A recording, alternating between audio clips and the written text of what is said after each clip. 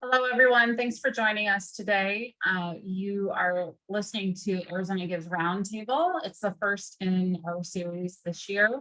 And we're talking to three organizations who are within what we call the large and extra large organizations. So what that means is they have their operating annual revenue is $1 million or more, knowing that they likely have a little bit different marketing team or abilities. We've separated organizations by size. So I'm Jennifer Purcell. I'm with the Alliance and Arizona Grantmakers Forum, and I've got three panelists with me today. Jezebel Ramos with Arizona Youth Partnerships, Cassie Patrice Brown with ICANN, Positive Programs for Youth, and Nicole Thompson with Harvest Compassion Center. I am going to have them each introduce themselves in just a second, but I wanted to thank our presenting sponsor, First Bank, for being such a huge partner for the last 10 plus years for Arizona Gives. And we have a variety of foundations and corporations that also help support Arizona Gives from year to year, and several media partners as well that provide advertising opportunities and help promote the day so that their audience can get involved and help donate as well. I'm going to stop sharing my screen for a second, and then we'll get started with the questions. So I am going to start with Nicole. If you could tell us a little bit about who you are, your organization, and how long you've been participating in Arizona Gives. Yes, thank you, Jennifer. Appreciate being here this morning. I am Nicole Thompson, CEO, Executive Director of Harvest Compassion Centers. We have been open for 14 years now, starting our 14th year of operation. I am actually co-founder as well, so been along for the ride since day one. And we created a food banking reimagined model. So our centers are local food and clothing banks and in a one-stop shop type of system. Where we have kids play corners, kind of think a daycare center rolled into a mini mart, rolled into a clothing boutique. So really just a fun experience. And of course, all of our services are free. We have 3 locations in the Valley. We're in North Phoenix, West Phoenix, and the Maryville community. And we are completely free to anyone in the state. So no restrictions or qualifications to be a client of ours. And we have been working with AZ Gives for about 4 years now, maybe 5.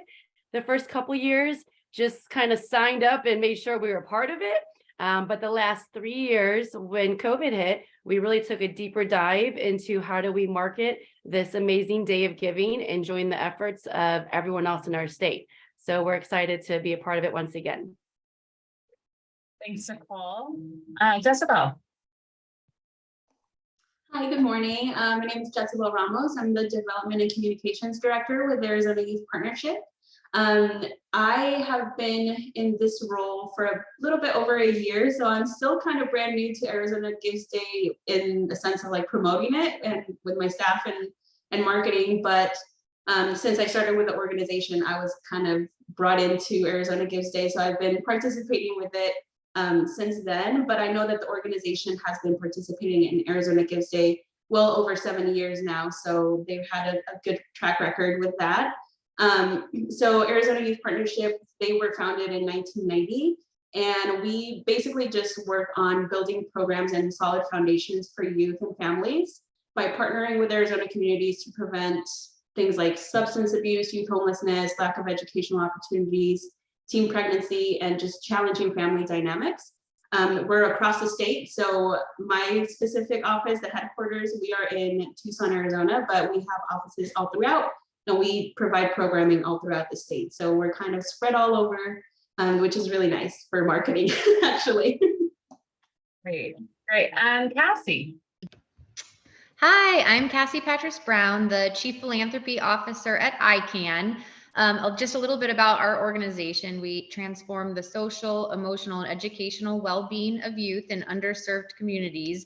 We do that through free to family after-school programs and summer camps, A kind of fun stat is being a parent. I completely appreciate our program because I know how difficult it is to make ends meet and know that your kids are somewhere safe where they are learning future workforce skills, learning about their emotions. And we do that for families at absolutely no cost. So fun fact is we are the only after school program summer camp in all of Arizona that is year round that provides this program at no cost to our families. And there's actually only 6 in the United States. So we have been doing Arizona Gives Day. This is my 10th year at ICANN, and we've been doing it as long as I can remember. So if it has been around for 10 years, we've been doing it since I believe I started at ICANN. It's proved to be a really important spring fundraising effort for us as a way to engage mid-level donors and a way to transition a lot of people that might give one time, but they feel like they're a part of something bigger, to where you're able to kind of cultivate that relationship afterwards and turn it into something greater. Great. I've got a number of questions. We're going to kind of lead everyone through the beginning and where you start in the planning process, kind of what you do in the middle, and then what happens after Arizona Gives and some of the retention and follow-up activities that happen. So we're going to lead through, and each of you are different organizations, right? Different years of involvement, different levels of experience. And so we just want you to share what works for you, how you've tweaked campaigns potentially in the past to fit. And obviously a pivotal moment, as one of you mentioned, was the pandemic, right? That had shifted people's mindsets as well when it came to giving. So I wanted to start first with, when do you tend to start your campaign planning, and how do you start to put that together? Who's involved? What components? And then maybe even along those same lines is, do you tend to fundraise for something specific, or is it more general fundraising, meaning unrestricted dollars, which is for a lot of nonprofits participating in Arizona Gives, it's a great way for them to get those unrestricted dollars. So let's go in reverse. Cassie, we'll start with you. Sure. So I think that we definitely start planning. First of all, we're committed to participating every year, so it's never a question if it's something that rolls over. But I would say that we start planning for it actually almost a year in advance, because for us, the first step of the planning is integrating it into our budget. So our fiscal year starts July 1st. And we're having our board approve a budget for the following year, usually in April, which means we're creating our philanthropy plan, meaning what are we going to participate in and how are we going to raise these dollars, usually in February and March. So by February and March, it hasn't happened yet for that current year, but we're already planning for the next year. So I would say that's the first part of it. We like to strive to do better every year. So we're deciding on a certain percentage of revenue that we're hoping to raise, which would be obviously a higher amount than it was the year prior. So that's really the first place. When it comes down to like the tactical planning and strategy for the day, it really kind of depends on what other things we have happening that year. If it's a year where we know we aren't having a gala because it was the pandemic, we might be putting a lot of our eggs in our basket of Arizona Gives Day and putting a lot of strategy and time around it, which could mean we're planning several months in advance.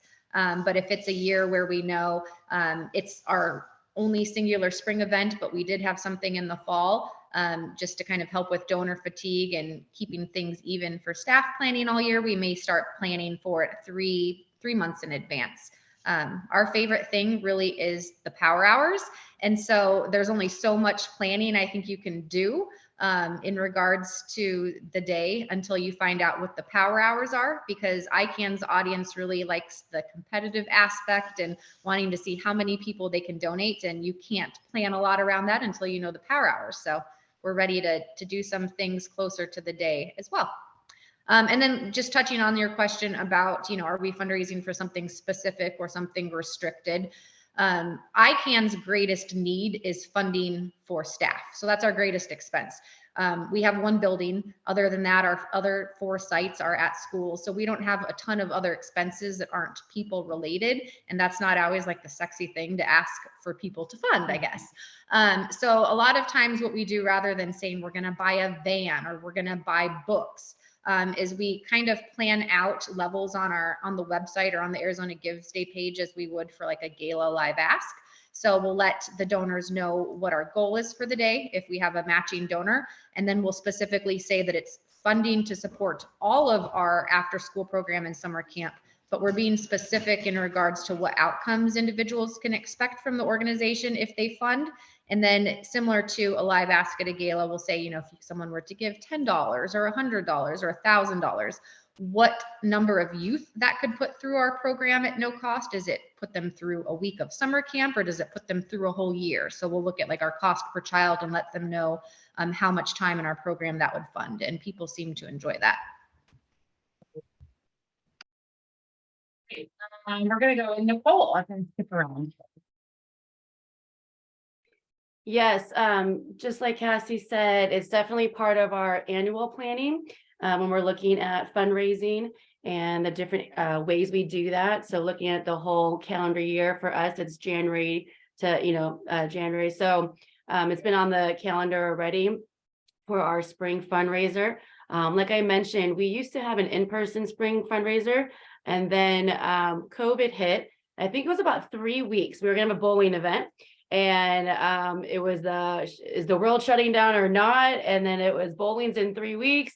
And then AZ Gives, they happen to fall like right kind of in the middle. And I'm like, that's it, we're doing it. Bowling's gone, and we're gonna jump on AZ Gives and really try to make a big push, because I think the world might shut down. So since that happened, we have been able to just really learn each year and get tighter in our planning. A lot of our planning happens after AZ Gives Day, when we really take time to do a deep dive of what worked, what didn't work, and then just keeping those, notes for the following year. So now going into after 3 strong years, able to pull that back in January and relook at all that. And then every year, I always want to try something new. Something I feel like it's a day to have fun. So I really use fun as the basis of what can we do that's fun, and making fun videos or just new content to push out. My staff cringes at that sometimes, because they're like, what are you going to make us do on camera? I made my husband eat like a banana tuna sandwich because we hit our goal last year. So not so much fun for the whole team, but I mean, everyone else had fun. So just trying to think of creative ways, just, again, how do we grab the interest and really piggyback off of everyone else starting to talk about AZ Gives. So that's kind of what we're planning right now. I know last year we even bought the AZ Gives official t-shirts. So we're, just ways to support not only you all in the program, but how can we brand that when we're physically in our outreach centers, and we can start wearing those things even now, a few months ahead of time. We do fundraise for unrestricted dollars as well. Those are the best, right? But we feed families in the Valley. So we want to go ahead and make sure that everyone knows why we're raising unrestricted dollars to feed families. And for us, it's $28 feeds that family. And that gives that one-stop shopping experience per 30 days. So we're going to go ahead and make sure we're translating that information and letting them know every $28 that they donate. So can you feed 2 families for 56? Can you go feed 4 for this? So we're going to make sure we message that really well. But that is actually I think the easiest way to market it, and to, talk to those who might be a first-time donor. It might just log on real quick from their phone during those 24 hours of giving and know exactly what they're doing. They're helping a child, they're feeding a family, etc. And then our biggest thing is our match. So we really have found success in having matching dollars compounded with AZ Gives Day. So that's really what my main planning right now for myself is, looking for those sponsors and those donors that will commit right now, months ahead of April's day, to go ahead and say, yes, put me in for 5,000, maybe 10,000. And it's the one time a year I say, don't pay me yet, don't give your gift yet, because I want to show you how we can double and triple that dollar on AZ Gives Day. And that really, if you're using just really honest language like that with partners, you're telling them, hey, like, I don't even want your money right now, which no one hears that from nonprofits, I think. So just let them know. But like, now I have a greater job to match that 50,000. And will you allow us to work hard for your donation? And it might be $500. You know, I know we don't care what level that is. We just want to have the more hands involved on that day, which again just kind of goes into the messaging of more people involved for AZ Gives Day. Thank you so much, and I'm so glad that you brought up the matching dollars. We'll get into some of those other tactics as we move on. So Jezebel, will you give us a little bit of your insight on your campaign planning and how you fundraise? Yeah, so we know we're doing it every single year, so everybody is aware that it's happening. We do, like I was mentioning before that we started recording, whenever I'm onboarding someone, that is part of my spiel. I tell them all about Arizona Gives Day and that we're going to participate and they're going to be part of it. So I give them a heads up that we get very competitive. So we actually start planning like social media, all the marketing parts of it in, I'm going to say like February. And that's when I also start getting my staff during staff meetings. I get them comfortable with like, hey, remember, this is why we're doing it. This is what we're going to do. And we always participate in power hours. So that's what I always throw out there. That's what we want to do. We love to participate in it. And we are very competitive.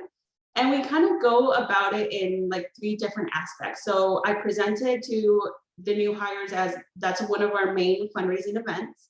But then we also, with all the staff in general, we try to promote it as like a team building opportunity / competition.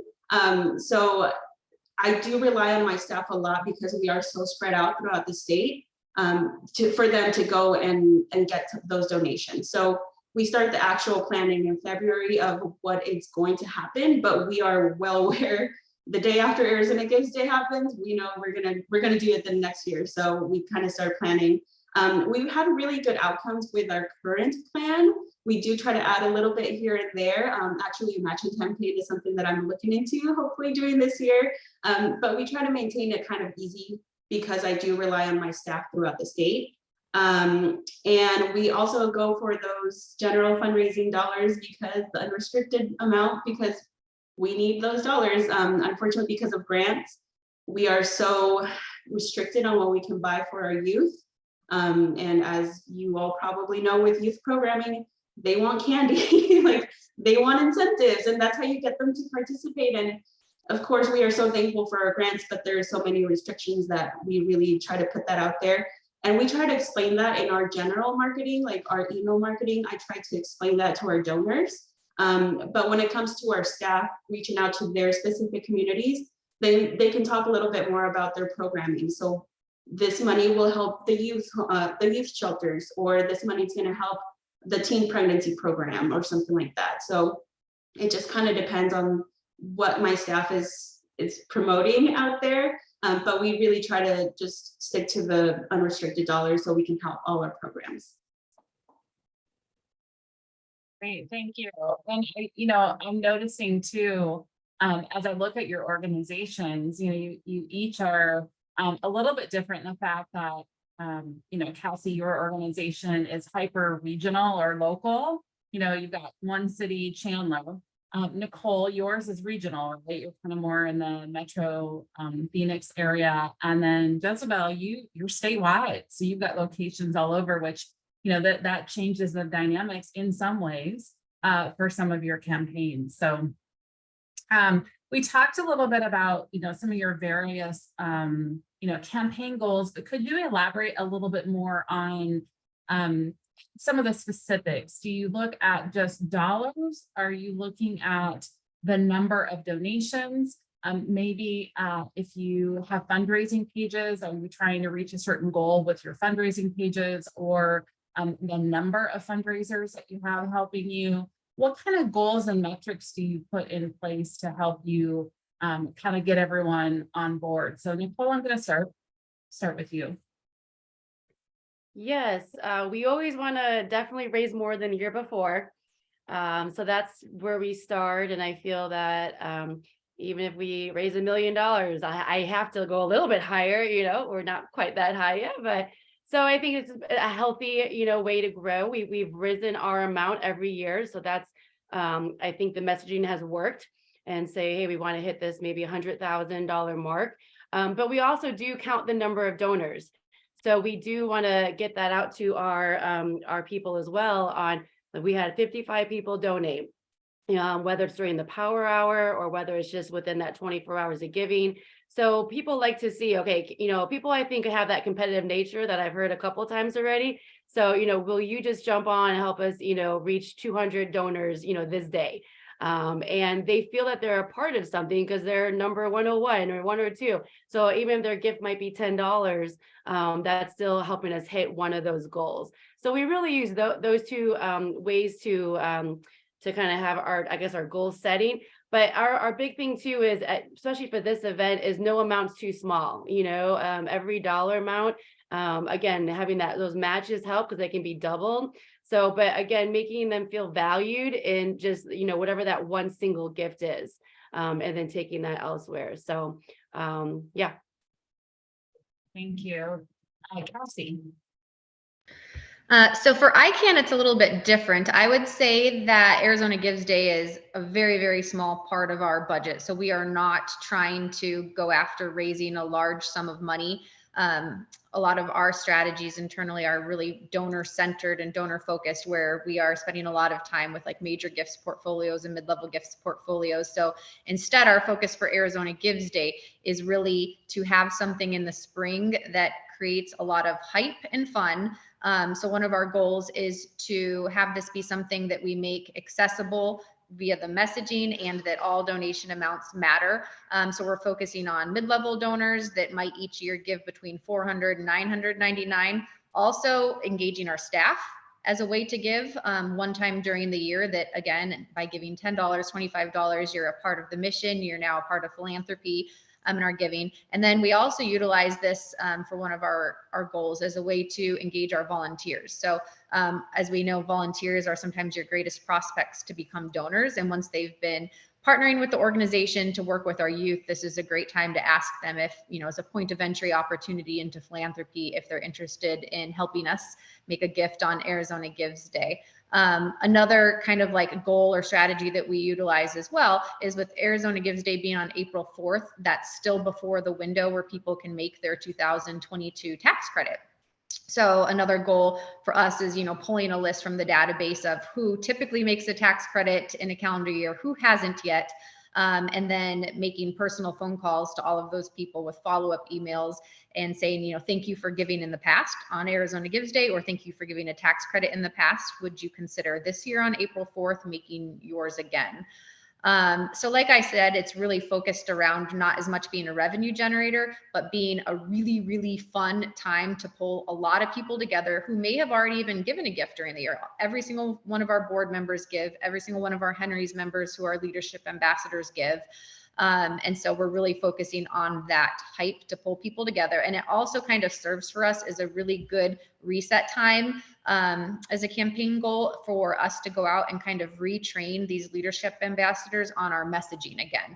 And so then they're empowered with a story. They're empowered again with like, how can I, in a comfortable way, tell what ICANN does and why I support it? And then they're going out and asking individuals to give as well. So we don't have a specific goal for number of new donors or returning donors. It's really just the excitement and the hype and focusing on mid-level tax credit volunteers and staff. Thank you. Jezebel. Yeah, so we have 3 goals. And of course, the very first one is to raise a certain amount. And like Nicole was saying, we always try to go a little bit higher each year.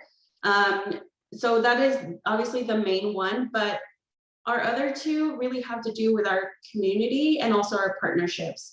So we always want to take this time to connect with our community. So we will get out there, we will talk to people to try to get them to donate. But then this is also an opportunity for us to get new partnerships, possibly. May that be with a new school or a new business. Maybe they want to promote our programs with them. So those are kind of like the 3 things that we focus on.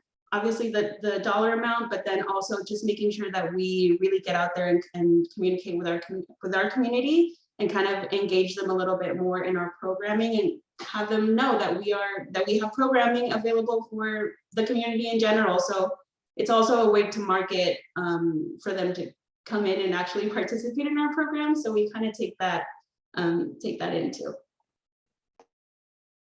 I love that you're all talking about segmenting, right? Your donor list essentially. So you know, you're carving out who that donor is and who you want to connect with. And Arizona Gives is all about making donating accessible. So making any donation amount, you know, it is eligible, you know, to be given on the site, and making sure people understand that, you know, we want them to understand the importance of giving and the importance of philanthropy. The other thing I've heard too is some of you are using matching grants and gifts. So for those that may not be familiar with that, it's getting a larger dollar amount from one or multiple sources to use as a dollar for dollar campaign for your organization. And I've even heard some have a dollar amount in the morning, and then they have a surprise dollar amount that gets added in the afternoon. And that's another tactic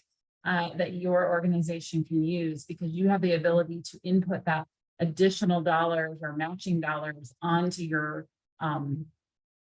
page on the AZ Gives website, so that suddenly a new dollar amount or an increased dollar amount can appear. So that's another tactic that you can potentially use. All right, I want to get into what do you utilize to run your campaign. So, you know, how many of you are utilizing your board or volunteers for any part of your giving component, or even behind the scenes potentially? How are you utilizing the marketing kit that we provide? What components of that? And then fundraising pages. Do you utilize those, or have you had people utilize any of the fundraising pages? So that's the public, the board member, a staff member can create their own fundraising page for your organization, for those that may not be familiar with that. So I'm going to start with Jezebel. If that's okay. Yeah, that's fine. So we do, as I mentioned, we are very competitive, and the competition portion, not only is it because we want to win Power Hour, but we create a competition within the organization. So we made 3 different teams because we are so spread out, and we compete within the organization. So we're trying to beat each other's team. And we actually assign certain board members to each team, so we get them really involved. So they actually go out and kind of participate by giving themselves, but they also get their friends to donate because they want to help the team win. We give some prizes to the teams and stuff, so it really gets them going. And I do have to say, I have to give you guys a huge thank you for your toolkits, because they are such a relief. I don't have to create brand new content in Canva. I can just grab what you have and I can just alter it a little bit and we're good to go. So I definitely, we take that and we run with it. We use a lot of the content that you guys provide for us, and all of the articles that are in there too. If there's something that I don't know really how to explain to my staff, it's there. Like, I have you guys as a backup to help me really promote it to my staff. And then for me to also really understand what's going on. So we utilize all of our interns too. So if we have a bunch of interns, we're going to get them in the office and participate with our teams. We get them to text, we get them to call. They do everything as a staff member would. It's really exciting, because then that opens up the opportunity of new donors that are brand new to, you know, like the nonprofit world, for example. So it's really nice to kind of get them going with that and introduce our programs to them. Let's see, what else? The fundraising pages, I feel like we've really stuck with just the one, because we do actually do it by teams. I'm trying to get my staff to be comfortable enough to create their own fundraising pages, but I think everyone's a little scared. But so far we only use the one page, and we create the QR codes, the ones that you guys provide too. So that's really what we do.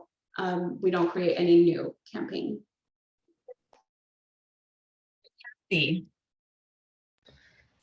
Sure. So we definitely are getting our board members and volunteers and whatnot involved in not just becoming donors, but being ambassadors for the event and also being involved in the stewardship of it. So like everyone else, it sounds like we love a little friendly competition, and we have some of our leadership groups segmented out into different teams where throughout the year they might have a bingo board that they're trying to cross off. And one of the things on the bingo board could be each person on your team gets 10 different Arizona Gives Day donations. And then if they get, each person gets it, they get to cross off that spot on the bingo board. So we find ways for our leadership volunteers to intertwine kind of like the fun into it. We utilize Basecamp as a way to talk to our leadership volunteers in between meetings. And so prior to Arizona Gives Day, obviously they're all debriefed in meetings as to what our strategy is and what we're doing, but we'll send reminders on Basecamp prior to it. As well as, this is the power hour we picked if it was selected after, we've met with them. But in addition, saying tomorrow we're posting something on Instagram, or the next day we're posting something on LinkedIn, please share it. So we're utilizing them to do extra shares on the marketing that we create, which then creates more likes and makes it show up more frequently. Obviously they're competitive too, because we have the list of who's donating, and they love to get shout outs at meetings following it, where we're saying, Shannon got 47 donors, or so-and-so raised 2,700 through the gifts that they influenced. So we're verbalizing credit to them for it, and they know that it's all funds that they've produced that day. It's not necessarily the staff going out and getting it. This year, ICANN has been blessed enough to move into a new community. So we now have sites in Mesa as well as Chandler. So it's very, very exciting. We have 5 total sites right now. So this year we used Arizona Gives Day. It worked perfect for us as an opportunity to tweak things. So rather than hosting a ask breakfast, point of entry breakfast this year, we are going to fulfill that point of entry opportunity and also donor stewardship by hosting a ribbon cutting at one of our new sites. And we decided to do it on April 4th. So that it's also Arizona Gives Day. And since it's in our new community of Mesa, we'll be hosting a mixer at the Wright House afterwards as well. So we've kind of made all of April 4th be about ICANN, about philanthropy, and about getting to know the Mesa community better. So we have all of our board, all of our Mesa ambassadors involved in being a part of that. Another cool thing that we do is it can be intimidating, I think, for a lot of people to make thank you calls or ask calls. And we engage these different leadership volunteers. We give them a script, but we tell them make it their own. And as the donations are coming in during our power hour or just in general during the day, we empower them from the ICANN phones. We give them a desk to make those thank you calls. So they really feel like they've seen philanthropy come full circle when they're involved in the thinking. And they're also putting themselves in our shoes a little bit and seeing like, okay, this is what the philanthropy team does. Like, it's not that easy. And I'm putting myself out there making these phone calls and getting questions, but people are usually pretty shocked to get a phone call within like 5 minutes of making their donation online. So that's always fun. In terms of the marketing kit and fundraising page, we actually have not used the separate fundraising pages in the past. Primarily probably just due to it's something new to share and do. And that's definitely a strategy we may do in the future. But we definitely use the marketing toolkit. I think your team has created beautiful logos and visuals and also like Q&A pages. So it's a tool that we're able to give new volunteers, new staff, and it's also made it easy. I was sharing, I have somewhat of a newer team this year. And so it makes it somewhat easy for us to create our materials to put out there versus saying, okay, someone that might be new in a communications or marketing position, start from scratch and come up with all of this. It's much easier to push it forward with what you've helped to create. Thank you. Nicole, let us know, how you utilize some of these different components for your campaigns. Yes, we do many things that are already described. Again, utilize your marketing toolkit. Thank you for that. I wish everybody would do that and have logos at your hands and verbiage to use immediately. And just appropriate for your social media, for your website, for your emails. Yes, even scripts for thank you calls. So I would definitely encourage others to use all of that. It just saves you a lot of time. This is supposed to be a time-saving event as well. We use a lot of that with some marketing pieces that we do. We do a a postcard that will go out a couple weeks before AZ Gives Day. So it's a low cost marketing flyer that goes out to past donors and then volunteers. Particularly in the Valley area where we operate. So we're not, that net isn't super wide where we're going to spend money to catch people, say in Tucson. We're going to stay right in our area and our network. So that's been helpful, using the media kit to just use a simple hey, this is coming postcard, as well as we do have over 2,000 volunteers annually that run our 3 locations. So we start just verbally talking about this. We have morning huddles 6 mornings a week. So this is when, like Cassie was talking about, who can we start getting some of our high level volunteers on board right away and then get them thinking about who might they know, who's in their circle, their network. So really just a lot of daily conversations that take place. Other things, the QR codes that someone mentioned, those have been super helpful. And we're using all the avenues of communication. So emails, phone calls, text messages. We're trying to learn the text messaging, how to do that the best. We haven't quite figured that piece out yet. But we don't get yelled at. So, we just try new ways to communicate what's going on during that time. And then just empowering our board, of course, is definitely 100% involved. Our entire staff of 9 people are involved as well. So again, it's that team effort for those 24 hours and just try to make it as fun as possible and make sure that every piece and everyone feels just as important.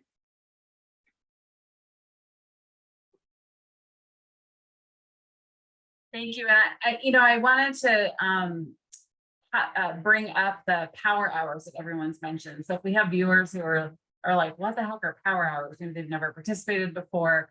So we have an incentive prize pool that ranges anywhere between $150,000 to $200,000 annually. And we've got over 100 different cash incentive prizes, and they're oftentimes tied to things like most dollars raised, most donations in a given time period. Sometimes it's based on region. So if you're a rural nonprofit organization, we'll have some incentive prizes for you there. And then there's power hours, which tend to be the most fun for organizations, probably an easy thing to explain to donors, but it's basically a designated time. So let's say between the hours of 1 p.m. and 2 p.m., there's a certain dollar amount minimum that's required during that power hour. And so we're looking at the number of donations that come in at $50, at $25, or $100 or more. And so that gives organizations something to help their nonprofits and their donors rally around. It doesn't necessarily become the only goal, right? But it certainly helps incentivize donors and gets them behind it. And that's something I've encouraged nonprofits who focus so much on the power hours that they have to get those. And then really it's a tool to be able to utilize, and that your goal should be your own personal fundraising goal. And the power hours or any of the incentive prizes is really just the cherry on top if you get that.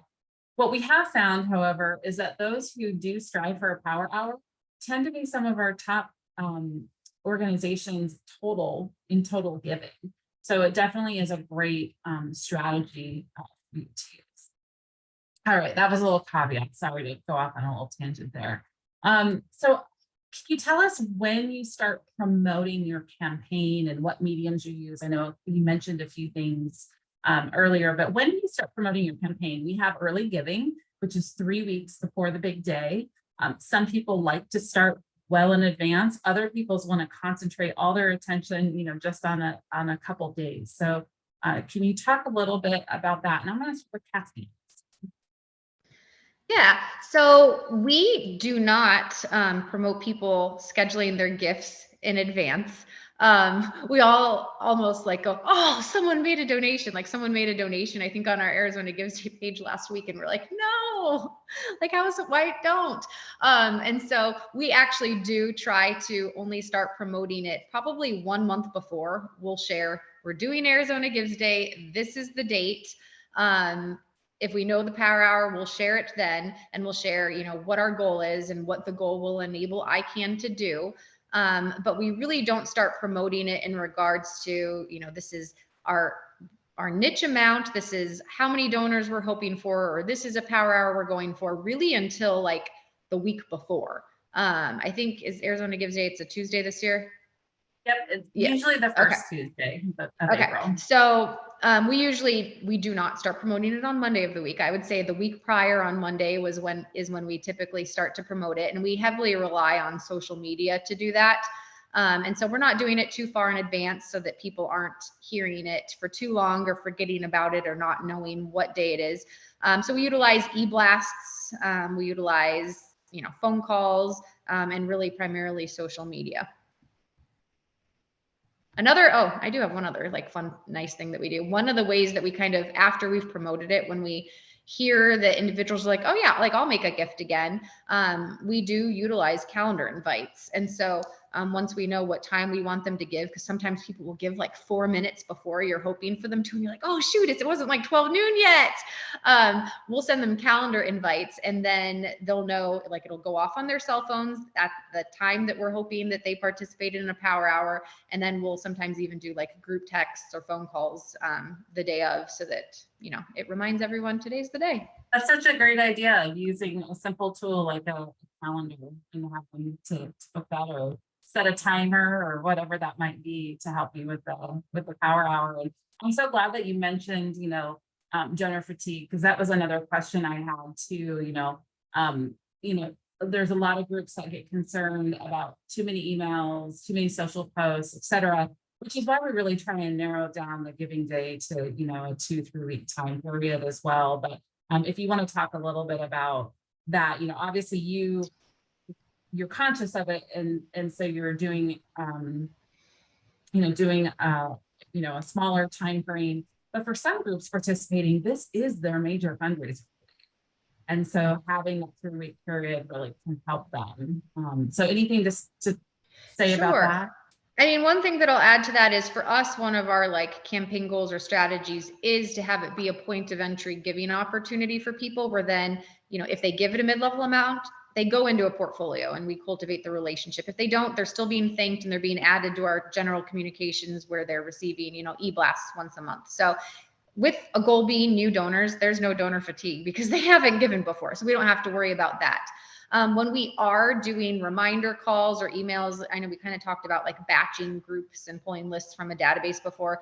We're very mindful of asking people to give to the organization. We don't ask anyone to give if they've given recently. And I think of what does recently mean to me. Our gala is mid-November every year. So anyone that has given at the gala could be potential that we may or may not ask again. And it may not be a hard ask. It may be they see it in our marketing and they decide to give.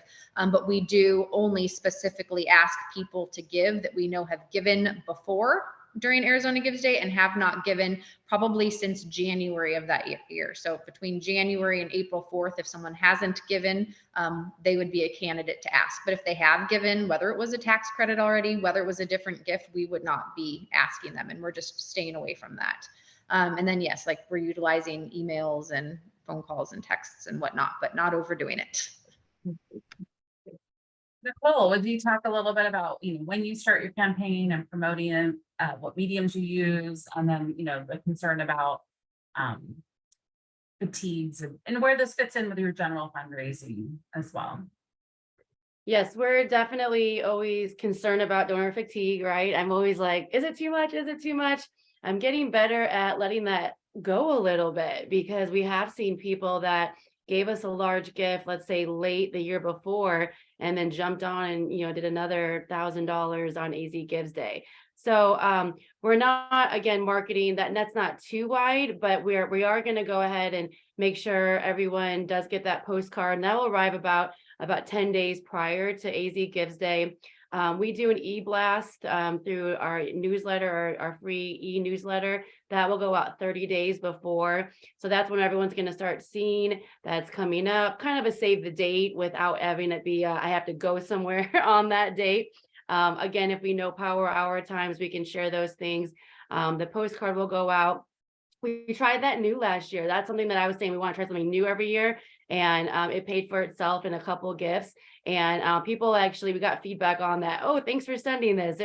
I kept it on my desk, or we put it somewhere as that visual reminder, because all of the social media or the text messages, we get busy during that day, and I get all the, oh, sorry, I meant to, and then the day's over.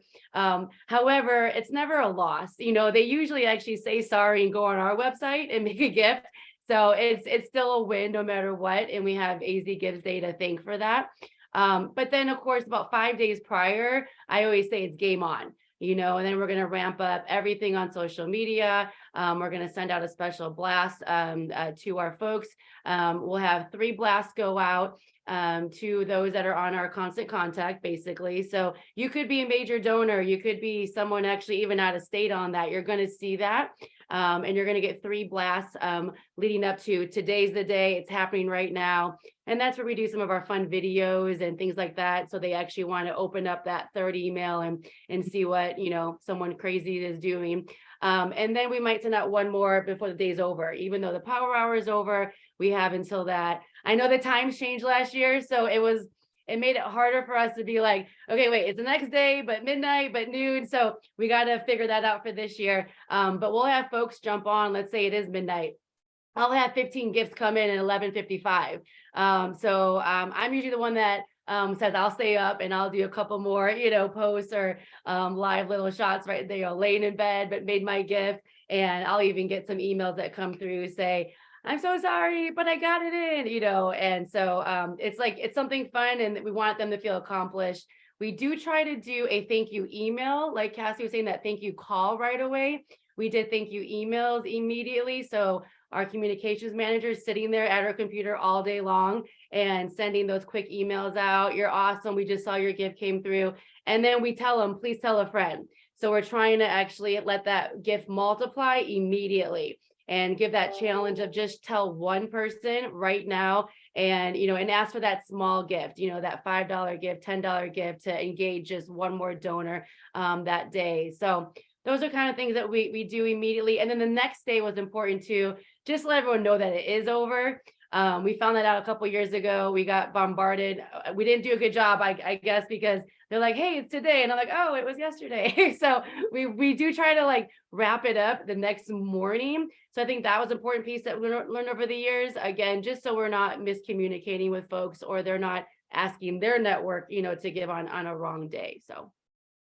And Nicole, some of the reasons you gave as to some of the confusion with the noon to noon, that's why we decided to pivot back to the midnight to midnight.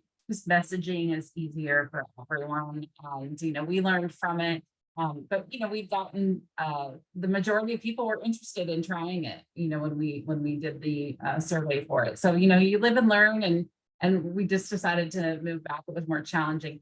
And for anyone, if you're up at midnight, we are all up at midnight at the Alliance as well. So feel free to chat with us, and we'll have a Slack channel. If you haven't, gotten on that, we have a Slack channel set up this year that we can all communicate with everyone and each other on there as well. So Jezebel, can you, tell us a little bit about when you start promoting your campaign, the mediums you use, the question about donor fatigue as well? Yeah, so we do 2 types of promotions.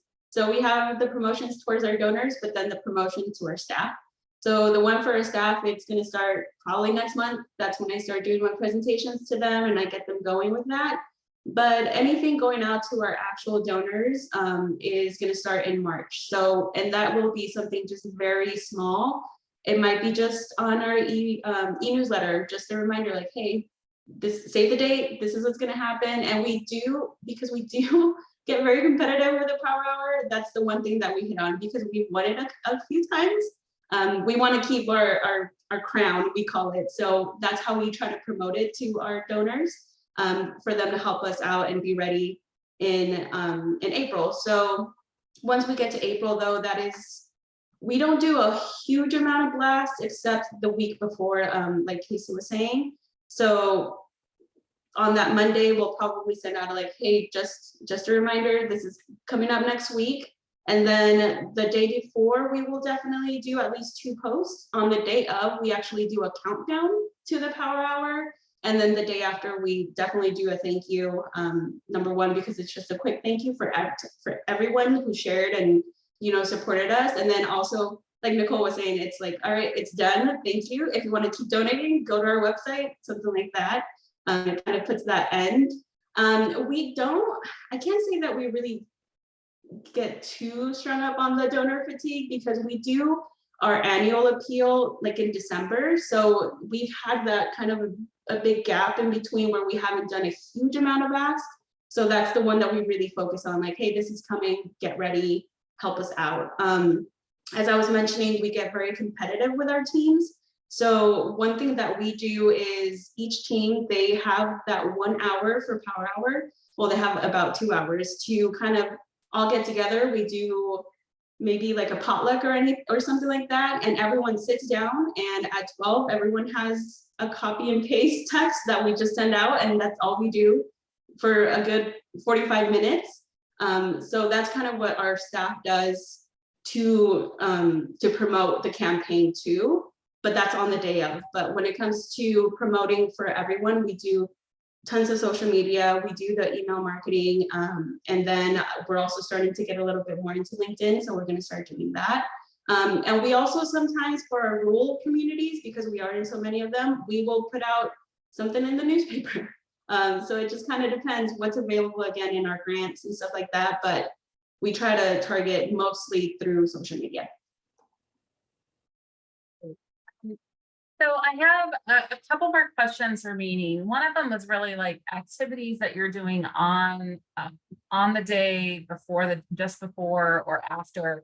And I think at different points, all of you have kind of mentioned that. So if you want to add to that, feel free. But I'm also going to tack on the last little question here along with that. So you can talk a little bit about what you're doing. Oh, Cassie, you know, you've talked about the ribbon cutting and doing something in person. Some of you have internal competitions, you know, others talked about, you know, making phone calls or sending emails right away. So, but, you know, how and when do you thank donors, and why is that so important for your organization? And then what's your plan going forward for then engaging and retaining those donors, whether it's throughout the year, after the giving day, or for next year? You know, kind of what are those retention strategies that you have as well? I will tell you, every year I give to different organizations, and inevitably, it doesn't matter if they're small or big. There are groups who do not send any correspondence, calls, emails as a thank you. And I'm always very, very surprised by that. So if you can reiterate what you do, why it's important, and why you do what you do. So I'm going to start with Nicole. Yes, thanking our donors, our partners, our supporters, our volunteers. That's number one on our list. It really is. We always are trying to have more people involved in our mission and not those who just give the most. So I really treat every single donor, whether it's a small gift of $10 or $10,000, you know, in our hearts, you know, very equal. We do pick up a lot of brand new donors. So we do have a 90-day donor retention cycle that we will go ahead and input. Even if they give a small gift of, you know, let's say under 500, we're going to go ahead and start that process with them. I mentioned the thank you email right away, just for that specific day of giving, we do that. And then they're going to get a hard copy receipt from us with a handwritten thank you note on that. Because that's just a personal way that we want to thank, and we want to let them know that we are a real person behind that social media post or whatever they saw, or maybe that video, like, oh, wow, like a handwritten note comes. So that's been super helpful for us and gotten great feedback on that. And then if they are also a brand new donor, they're going to get our impact guide within 45 days. Again, just as we baby step that retention process for that new donor, we're going to invite them into one of our locations. Of course, we're going to do the volunteer ask. Best way to learn about us is to come volunteer for a morning or take a tour. You know, if they can't come in and actually stay a whole morning, we invite them. We want to be super transparent in what our mission is. So that comes across in our thanking the donors is come on in and see your dollars at work, you know, help serve a family, be a personal shopper for a family. And that's come across very good to our donors and new donors that said, oh, I didn't know you guys were even here. And I live 5 minutes from you. So again, trying to pick up those who live in a radius that are 5 to 10 miles from our actual locations. So we do segment in certain ways, and we know, what works best to them with messaging and that follow-up process. They're going to be tagged right away as an AZ Gives Day 2023 donor. So again, we can use that for the following year, and maybe they don't talk to us ever again for 6 months. We're still going to have a couple other touch points that we're going to go ahead and give them. They also will get our newsletter by email for every 30 days. So at least there's something we're communicating to them, even if they don't want to communicate back to us, which is fine. We actually have people that we say might, like die during the year, then they come back on AZ Gives Day, like, oh, they're still here.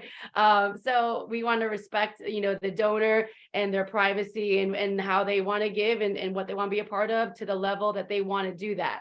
So we do, we don't want to be pushy on any of that, but we want to make sure the main message is you gave us a dollar amount. This is how we're using it, and just use the next 90 days to really show them how we are using that, and really showing them how we're being held accountable, for those dollars. So that's our goal whenever we thank someone or try to retain a donor. All right, Jezebel. Yeah, so as I mentioned, we do like one general thank you through social media and through email, and that will likely happen like early morning next day. But we also, as I said, we all get together during Arizona Gives Day, but staff also gets together the day after, and that's when we all sit down and we actually do handwritten notes as well.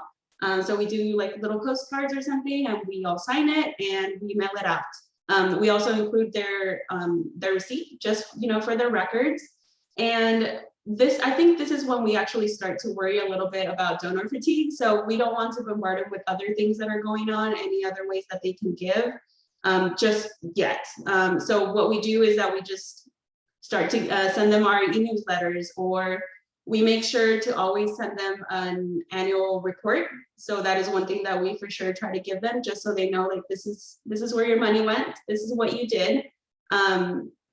And we really try to send out a new donor welcome packet, which again will have like a printed newsletter, the report, some additional like success stories from our staff and stuff like that. And that is where we will actually start to tell them how else they can donate, whether it's maybe buying diapers for some of the babies, or if they want to send a little bit more money, we'll put in an envelope and stuff like that. So that's when we actually start to give them more options of ways to give. But we kind of wait a month after they received that handwritten letter. We wait a month and then we send that thank you packet, and that's kind of what we do. And we let our stories kind of tell how successful we are, and that's how we get donors to come back. But we try to be a little bit more mindful of the fatigue then, like right after Arizona Gives Day is done. But then at the end of the year, we start it back up, and that's when we get them going again. Yeah. Great. And Cassie.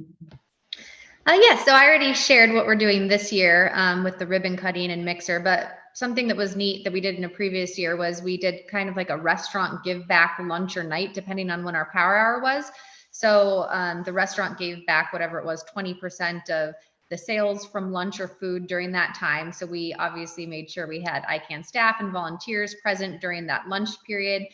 We had our partner printer print little table tents that had a QR code for everyone in the restaurant, so that they were able to see that not only was ICANN getting a percentage of the funds from their lunch, but they also could scan it and make a gift to us during Arizona Gives Day. We typically, other than the year of COVID, our whole team is in the office that day and hyped with like lots of coffee and donuts.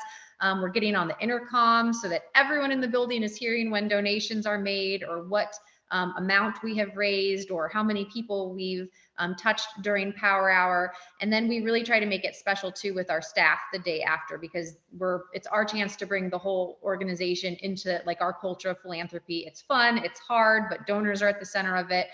So we'll have everyone with some sort of fun treat the next day in the break room and sharing the success and telling stories from it. And it's usually donor-centered stories that we're sharing with staff. So when we did a thank you call, something that one of the donors may have shared with us that could be inspiring to one of our frontline staff that's going to go lead a program with a kiddo in an hour.